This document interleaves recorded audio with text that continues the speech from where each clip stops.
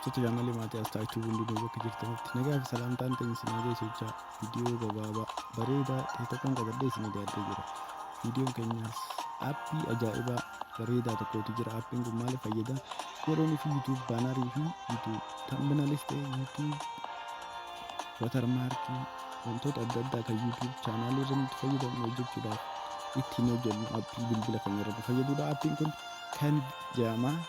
Isa kana buufattanii fayyadamuun dirqama ta'an isiniin jaa baay'ee bareedaadha. Firiidhaa fi bilbiluma keessanii fayyadamuudhaan buufattanii tambinaaliis watermarkiis baanariis waan barbaaddan dalagachuu ni dandeessanii YouTube chaanaalii keessanii fi wantoonni adda addaa kan dabalataa illee hin jiru. Introo fi outroo adda addaa babbareedoo loogoolee ittiin hojjechuu ni dandeessanii isiniin jaa. Aappii kana kamitti hirkattaniin isin agarsiisa.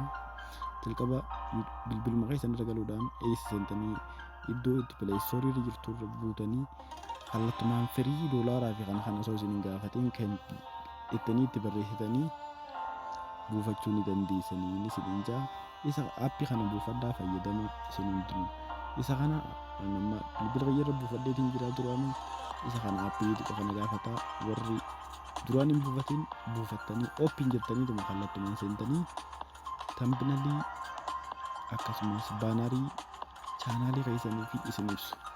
Tambinalii yuutuubii keessanii viidiyoolee chaanaalii keessan jala jiruu fi wantoota adda addaa babbareedoo ittiin hojjechuun isiniif barbaachisaa baay'ee bareedaadha. Ittiin buusaa fayyadamaan isiniin jaa.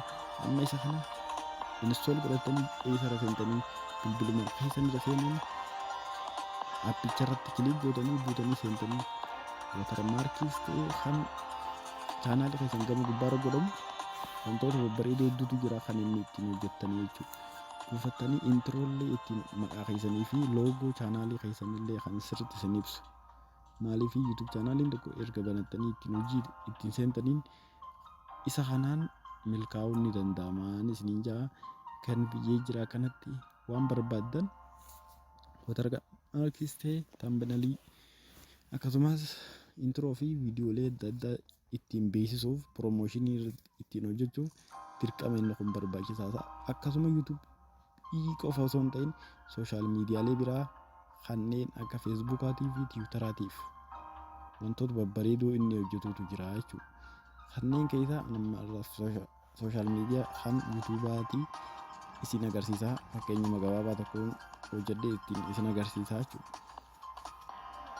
Gamoo gubbaa kanarra dhuftee waan barbaaddan fakkeenyaaf YouTube tambinalii barbaadda taanaan YouTube tambinalii itti barreessita.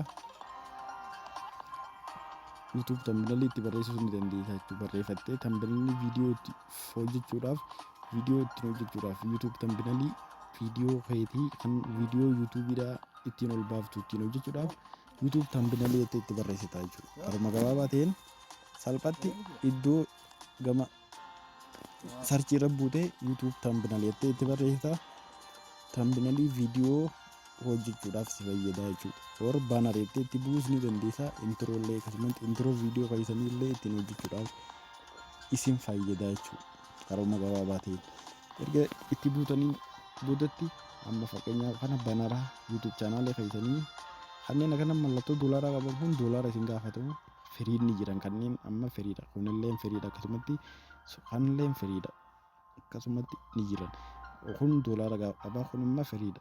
Asirratti amma fakkeenyaaf kanarra yoo hojjetachuu barbaadan irruma kiliik gootanii kallattumaan seentanii edit customize gootanii jechuudha. Customize gootanii hara chaanaalii keessanitti jijjiirratanii suuraa mataa keessanii irra kaa'achuu dandeessanii.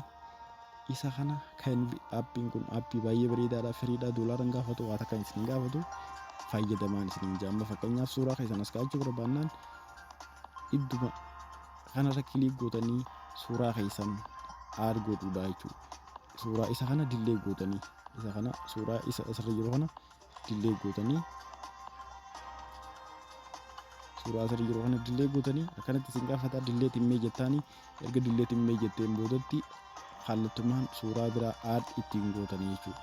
Suuraa biraa aad ittiin godhuun ni danda'ama. Amma fakkeenyaaf asirra buuta eessa seentaa suurichi iddoo suuraan kee irraa harkifattu san uploadii irratti buutaa jechuudha. Upload jettanii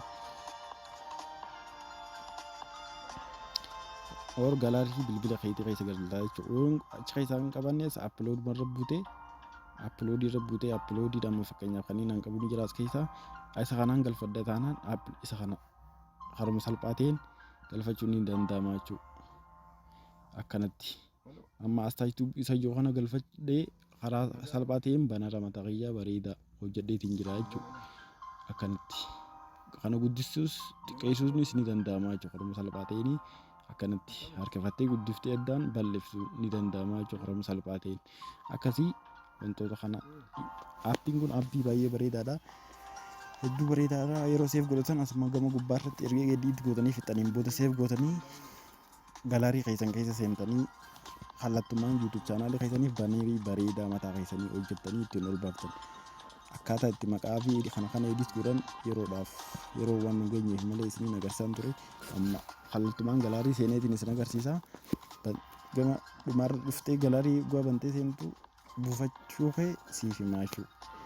Hanga seef si ta'uun eeggattaa. Seef ta'utti jira amma erga seef ta'ee si dhumeen boodatti maal gootaa erga buutee kallattumaan gama dhumarra dhayxee argachuu ni dandeessa jechuudha. Akkanatti onoo bu'ee jira galaarii keessaa haruma salphaatiin akkanatti seef ta'e ni jira. Erga asitti argatteen booda maal gootaa YouTube chaanaalii keetirra seenteetuma kallattumaan banara YouTube chaanaalii keetii godhuun ni danda'ama.